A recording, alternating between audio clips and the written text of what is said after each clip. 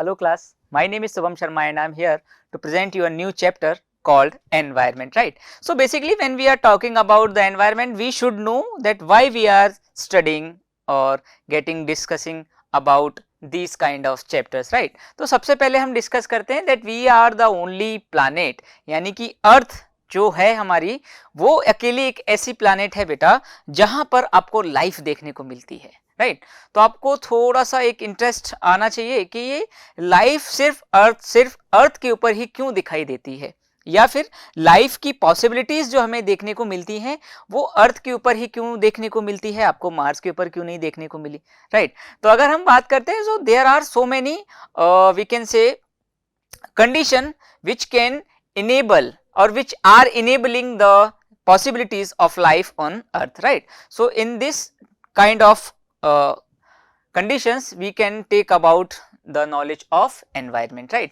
तो अब हम यहाँ पर डिस्कस करेंगे इस पूरे चैप्टर के बारे में। तो आप देखोगे कि हम जब अपनी पूरी लाइफ को कंटिन्यू करते हैं तो हमारी लाइफ के लिए कई सारी चीज़ों की बहुत ज़्यादा इंपॉर्टेंस होती है, like air, water, land, right. तो ये जब चीज़ें हमारे सामने होंगी तब हम क्या देख सकते हैं कि हमारी जो लाइफ है उसकी पॉसिबिलिटीज बढ़ जाती है, ठीक है।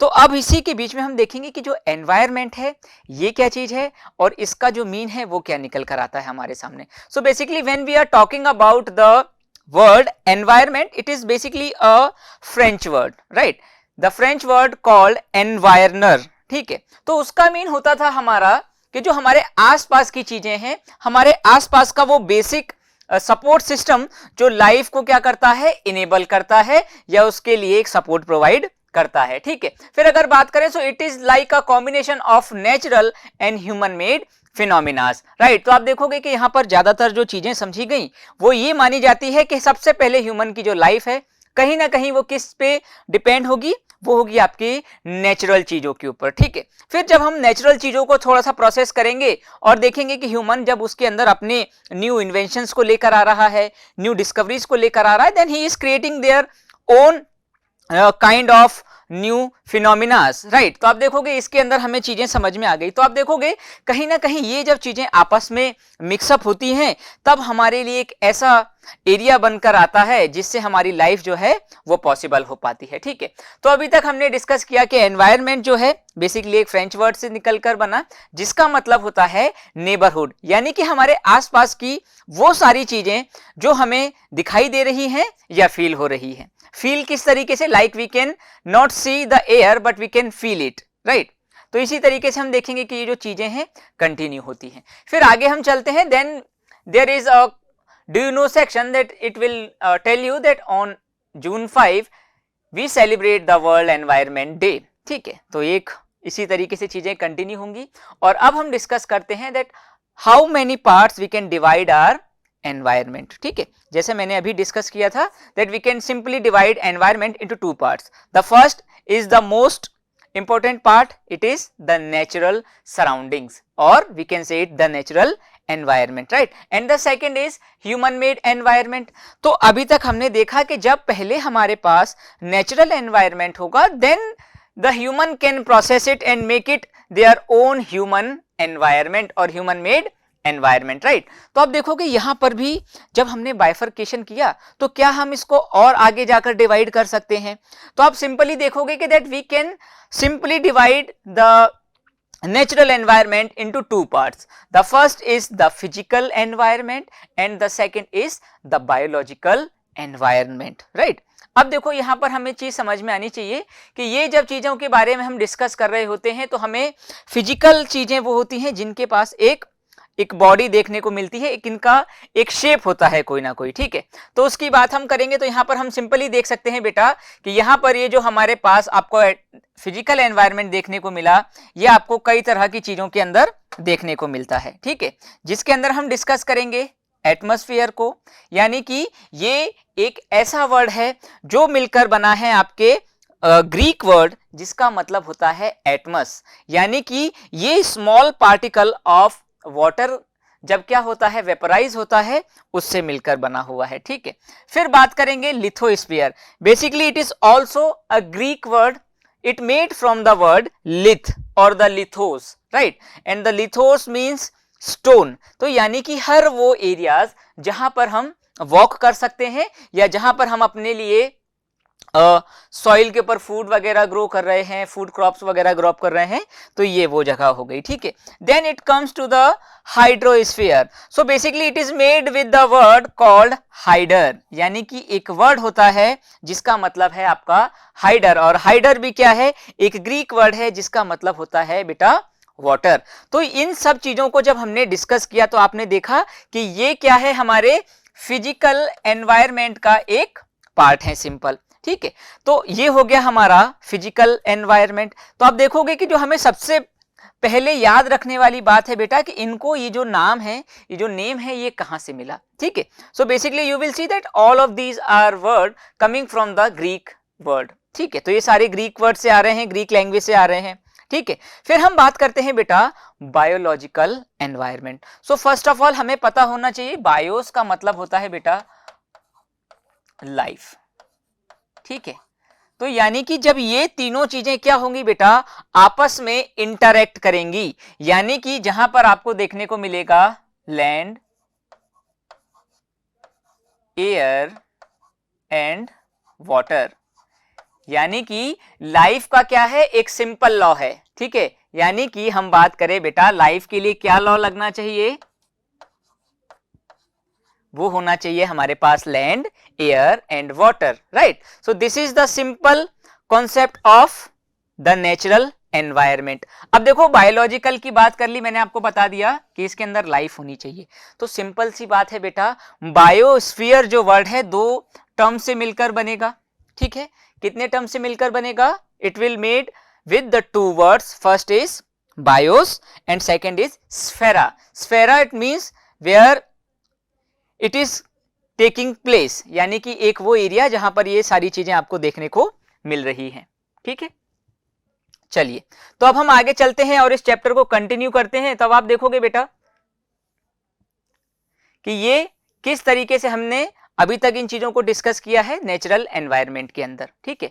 अब बात करते हैं बेटा इन सब चीजों को बाइफरकेट करते हुए सिंगल हैंडेडली हम पढ़ेंगे कि क्या होता है हमारा लिथोस्फीयर, क्या होता है हमारा hydrosphere. So is basically the lithosphere is the outer most layer of the अर्थ, यानी कि वो लेयर जिसके ऊपर हम अपनी लाइफ को कंटिन्यू होते हुए देखते हैं, यानी कि जो आपका सबसे ऊपर वाला पार्ट है अर्थ का, वो क्या कहलाता है हमारा, वो बेसिकली कहलाता है लिथोस्फीयर। और लिथोस्फीयर की जो सबसे ऊपर की लेयर होती है उसे हम बोलते हैं बेटा क्रस्ट, ठीक है। It not only include the land surface but also the ocean floors, यानी कि सिंपल सी बात है बेटा कि अगर हम अर्थ को देखें यहां पर, तो आप देख सकते हो कि लिथोस्फीयर हर वो चीज बेटा जिसके ऊपर आप दूसरी चीजों को होते हुए देखोगे, लाइक वाटर। अगर हम बात करें लिथोस्फीयर ना हो, so where it will flow. तो अगर हमारे पास जब लिथोस्फीयर नहीं होगा तो उसके ऊपर जो फ्लो होने वाला वाटर है वो किस तरीके से फ्लो होगा, ठीक है। तो यहां पर हम देख सकते हैं बेटा कि ओशन फ्लोर्स आपको देखने को मिलते हैं, वो किससे बना होगा, आपका लिथोस्फीयर से बना होगा। फिर अगर बात करें तो यहां पर आपको जो लिथोस्फीयर है बेसिकली दो पार्ट्स की तरह देखने को मिलेगा। The first is the continental floor and the second is the oceanic floor. तो आप देखोगे कि अगर हम पूरी थिकनेस की बात करें लिथोस्फीयर की, ठीक है, तो लिथोस्फीयर आपको देखने को मिलेगा बच्चा अराउंड 100 किलोमीटर्स थिक। एंड अगर हम बात करते हैं इसको भी बाइफरकेट करें तो कॉन्टिनेंटल फ्लोर और ओशेनिक फ्लोर की जब हम बात करते हैं बेटा, तो अराउंड आप देखते हो कि जो ओशेनिक फ्लोर्स हैं they are only about 8 to 10 kilometres thick, ठीक है, ये आपको देखने को मिलता है। But when we are talking about the continental crust it is around somewhere 30 to 32 kilometres thick, ठीक है। तो अगर आप देखोगे बेटा कि लिथोस्फीयर ही एक ऐसी जगह है जहां पर आपको अर्थ के different kinds of phases, different kinds of physical features देखने को मिलते हैं। जैसे अगर हम बात करें तो इसके अंदर आपको देखने को मिल जाएगा, अगर आप देख सकते हो यहाँ पर हमें माउंटेन्स देखने को मिल रहा है, ठीक है, ये वाटर देखने को मिल रहा है, ठीक है। इसके अंदर मिलने वाले जो मिनरल्स हैं हमें, वो सारी चीजें कहाँ से मिलती हैं हमें, वो मिलती हैं बेटा हमारे ओशेनिक फ्लोर्स के साथ, ठीक है। तो ये रहा हमारा लिथोस्फीयर। अब अगर हम इसके आगे की बात करें तब आप देखोगे सिंपली कि यहाँ पर जो लिथोस्फीयर है it provides land for building houses, roads, factories and etcetera. जब हम बात करते हैं बेटा इन सारी चीजों की, तब आप सिंपली देख सकते हो कि कहीं ना कहीं ये जो हमारी पूरी चीजें हैं ये हमारी लाइफ को कंटिन्यू करने के लिए कितनी ज्यादा इंपॉर्टेंस रखती है। ठीक है, तो आप देखते हो कि ये पूरा हमने डिस्कस किया अभी तक लिथोस्फीयर को, right. And now we will talk about the hydrosphere. It is the earth surface which is covered by water. ठीक है, तो अब अगर हम बात करें बेटा हाइड्रोस्फीयर की, तो आपको देखने को मिलेगा कि ये हमारी पूरी अर्थ का अराउंड 70 to 71% क्या रखता है बेटा, पूरे एरियाज को होल्ड करता है। यानी कि जब हम अर्थ को स्पेस से देखते हैं बेटा, तो आपको अर्थ किस तरीके का दिखाई देता है, एक ब्लू कलर का प्लेनेट दिखाई देता है। That is why earth is also called as the blue planet. ठीक है, तो आप देखोगे कहीं ना कहीं जो अर्थ का सरफेस है जो वाटर से कवर्ड है उसे हमने क्या सिंपली नेम दे दिया बेटा, उसको हमने नाम दिया हाइड्रोस्फीयर। ठीक है, तो जैसा मैंने आपको बताया था हाइडर एक ग्रीक वर्ड है जिसका मतलब क्या होता है आपका water, right. All the water bodies such as ocean, seas, lakes, rivers, bays, ice caps, glaciers, all of the water bodies are complete together as the hydrosphere। यानी कि जब सारे वाटर बॉडीज को हम सिंगल नाम देते हैं बेटा तो उसको क्या बोला जाता है, it will be known as the hydrosphere, right. And water supports all form of the life on earth and it is useful in the number of ways, right. तो अगर हम बात करें बेटा तो हमारे पास जो वाटर है वो काफी बड़े अमाउंट में, काफी लार्ज क्वांटिटी में हमारे सामने देखने को मिलता है, बट ओनली हम बात करें तो इसका 2 से 3% ही वाटर जो है हमारी यूज में आता है, जिसको हम फ्रेश वाटर बोलते हैं। ठीक है, एक फ्रेश वाटर की जो अगर सोर्सेस की बात करें तो आपको रिवर्स देखने को मिल जाएंगे, glaciers, ponds, right. So these are the parts of the fresh water sources. अब अगर बात करें बेटा तो जो हाइड्रोस्फीयर है ये भी क्या करता है, हमारे एरियाज के लिए कहीं ना कहीं एक सपोर्ट प्रोवाइड करता है। ठीक है, तो यहाँ पर आप देख सकते हो कि हम इसको डोमेस्टिक वर्क्स के अंदर लेते हैं, यानी कि जब हम अपना बाथिंग है, बेदिंग है, ये सब करने का काम है। ठीक है, अपने फूड्स को कुक करना है। ठीक है, अपनी एग्रीकल्चर के अंदर हम इसको यूज करते हैं, फैक्ट्रीज वगैरह जो हैं वहां पर एज अ कूलेंट भी यूज किया जाता है इसको। ठीक है, तो जो वाटर है ये क्या कर रहा है, हमारी लाइफ के लिए काफी ज्यादा इंपॉर्टेंस रखता है। But we can take another uses of the hydrosphere, we can use it in the transportation as well. हमने देखा बेटा कि हमारा जो पूरा प्रोसेस है इस वाटर का, क्या हम इसको वाटर वेज की तरह यूज नहीं करते हैं? तो आप देखोगे कहीं ना कहीं हमारा जो वाटर है ये भी एक ट्रांसपोर्टेशन के वेज की तरह काम करता है। ठीक है, फिर बात करें तो ये हमको सी फूड भी प्रोवाइड करता है, like prawns, like fishes, right. So these are also a source of nature and these are basic needs of the human life, right. चलिए, तो ये हमने अभी तक डिस्कस कर लिया। तो यहां तक हमें क्लियर हो जाएगा कि हमने दो इंपॉर्टेंट चीजों के बारे में डिस्कस कर लिया है, यानी कि लैंड और water. Now we are coming to the atmosphere, right. Basically it was made with the word called atmos and atmos means vapor, यानी कि जो आपका स्मॉल पार्टिकल्स होते हैं एयर के अंदर वाटर के, उससे मिलकर बना है ये। So basically the atmosphere is like a blanket which is covering the whole earth, right. जो क्या कर रहा है, आपके पूरे अर्थ को सराउंडेडली क्या कर रहा है बेटा, इसको अपने कवर कर रहा है अपने एयर के साथ। ठीक है, but we can say that it is about 1600 kilometre from the surface of the earth. अगर हम बात करें बेटा तो ये कितनी लेंथ तक हमें देखने को मिलता है एटमॉस्फेयर, तो जो अर्थ का सरफेस है और अबाउट 1600 किलोमीटर्स। तो यानी कि ऐसा फिक्स नहीं है, बट हाँ जो जनरली हम लेते हैं बेटा वो क्या है हमारा 1600 kilometres from the surface of earth, right. तो it is a mixture of many gases. अगर हम बात करें तो जो एटमॉस्फेयर है it is made with a bunch of gases, कई सारी गैसेस का जब मिक्सअप होता है बेटा तब जाकर हमें क्या देखने को मिलता है, तब हमें मिलता है बेटा एक एटमॉस्फेयर, और जिसके अंदर आपको डिफरेंट काइंड्स ऑफ गैसेस देखने को मिलती हैं, like nitrogen, oxygen, carbon dioxide, right. So these are some of the main gases of our atmosphere. तो इसके अंदर भी हम देख सकते हैं बेटा कि 78% के अराउंड हमको देखने को मिलता है बेटा नाइट्रोजन गैसेस। ठीक है, 21% के अराउंड हमें देखने को मिलती है ऑक्सीजन, और जो बाकी 1% है बेटा, इसके अंदर आपको कई सारी गैसेस का मिक्सचर देखने को मिलता है। अगर इसके अंदर भी बात करें बेटा, जो रेस्ट हमारा 1% है, इसके अंदर भी जो मेन आपको कॉन्स्टिट्यूएंट देखने को मिलेगा वो रहती है हमारी कार्बन डाइऑक्साइड, राइट। चलो, the atmosphere prevents us from the harmful rays of the sun, ठीक है, यानी कि ये जो एटमॉस्फेयर है यही क्या करता है, हमारी अर्थ के ऊपर आने वाली जो सन की हार्मफुल यूवी रेजेस हैं, जो अल्ट्रावायलेट रेज हैं, इनको अर्थ के ऊपर पहुंचने से पहले ही क्या कर देता है बेटा, रोक लेता है, ठीक है। And it controls the temperature during day and night. हमने देखा है कि जो हमारी नाइट्स होती हैं they are quite cooler than the days, ठीक है। तो अगर हम बात करते हैं, अगर हमारे सामने एटमॉस्फेयर ना हो तो यू कैन सी कि यहाँ पर जो एक कंट्रोल्ड आपको डे एंड नाइट देखने को मिलता है टेम्परेचर के अंदर, वो कहीं ना कहीं ब्रेक होता हुआ दिखाई देगा, और आप देखोगे कि जो डेज हैं वो एक्सट्रीम कोल्ड हो जाएंगे, और जो नाइट्स हैं बेटा वो कैसी हो जाएंगी, एक्सट्रीम कोल्ड, ठीक है। तो डे काफी ज्यादा एक्सट्रीम हॉट, क्योंकि वहां पर कंटिन्यूसली रेज आ रही हैं, यूवी रेज आने लग जाएंगी, ठीक है। और जो नाइट है बेटा वो क्या करेगा, वो वहां पर एक्सट्रीम कोल्ड होता चला जाएगा, ठीक है। तो आप देखोगे कहीं ना कहीं कि जो सारी चीजें हैं यही मिलकर क्या करेंगी, ह्यूमन लाइफ को पॉसिबल करेंगी।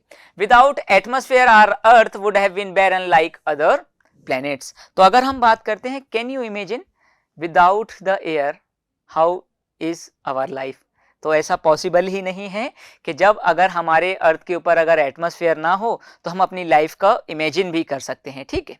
तो आप देखोगे कि कहीं ना कहीं जो एटमॉस्फेयर है इसने क्या किया होगा, हमारी अर्थ के लिए जो एक बेसिक लाइफ सपोर्ट सिस्टम है उसे इनेबल किया होगा, ठीक है।